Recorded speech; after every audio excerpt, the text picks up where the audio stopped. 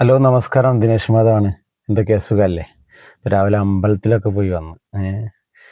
അപ്പോൾ ഞാൻ കണ്ട കാഴ്ചയാണ്. ഞാൻ രാത്രിയൊക്കെ വരുമ്പോൾ ഒരു വീടിൻ്റെ മുന്നിൽ രണ്ട് മൂന്ന് ആൾക്കാർ, ഫാമിലിയാ തോന്നുന്നത്, നല്ല കച്ചവടം ചെയ്തിരുന്നു, ബിരിയാണി മീൽസൊക്കെ. അപ്പോൾ ഭയങ്കര കച്ചവടമായിരുന്നു അവിടെയൊക്കെ. ഞാൻ എപ്പോഴും ഒരു നോക്കലുണ്ട്, നല്ലൊരു ഇതുണ്ടല്ലോ നല്ല. ഇന്നിപ്പോൾ ഞാൻ പോയപ്പോൾ ആ കച്ചവടം പൂട്ടി. അവിടെ എഴുതിയിട്ടുണ്ട് ഈ റൂം വാടകയ്ക്ക് കൊടുക്കാനാണ്.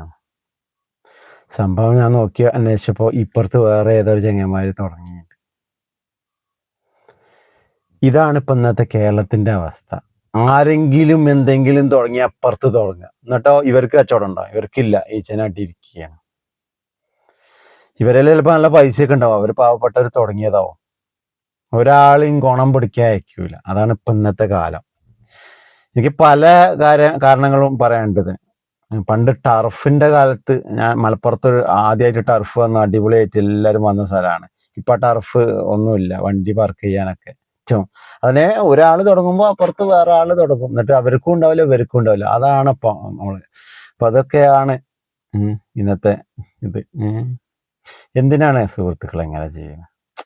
ചിലപ്പോൾ അവരൊക്കെ അങ്ങനെ ചെയ്യണം. നിങ്ങൾക്ക് വെറുതെ പൈസ ഒക്കെ വെറുതെ ഒരു ഇതിന് ചെയ്യലി പ്ലീസ്. അവരൊക്കെ ജീവിച്ചു പോയിക്കോട്ടെ. അപേക്ഷയാണ്. പാവം തോന്നിയെന്ന് വന്നാൽ എനിക്ക് ഓലെ കച്ചവടമൊക്കെ കാണുമ്പോൾ രാത്രി നട്ടപ്പാതിരക്കൊക്കെ കച്ചവടം ചെയ്ത് രാവിലെ കടന്നുറങ്ങിയാണ് അവർ വരിക. എന്നിട്ട് നിങ്ങളെ ഒരു ഇതിൽ സുപ്രഭാതത്തിലൊന്നും ഇല്ലാതാക്കി. ഇപ്പം നിങ്ങൾക്കും ഇല്ലല്ലോ സുഹൃത്തുക്കളെ. ഇതിനാണ് എനിക്ക് പണ്ട് അങ്ങനെ ഒരു അവസ്ഥ ഉണ്ടായിരുന്നു. ഞാനും നമ്മളൊരു പരിപാടി തുടങ്ങിയിട്ട് അങ്ങനെ വന്നിട്ടുണ്ടായിരുന്നു. അപ്പോൾ പറയണില്ല, പോട്ടെ. പറഞ്ഞാൽ ചിലപ്പോൾ പല ആൾക്കാരൊക്കെ കൊള്ളും, അതുകൊണ്ട് വേണ്ട. അപ്പോൾ ഓക്കെ, അങ്ങനെ ചെയ്യാതിരിക്കുമോ പ്ലീസ്. Thank you.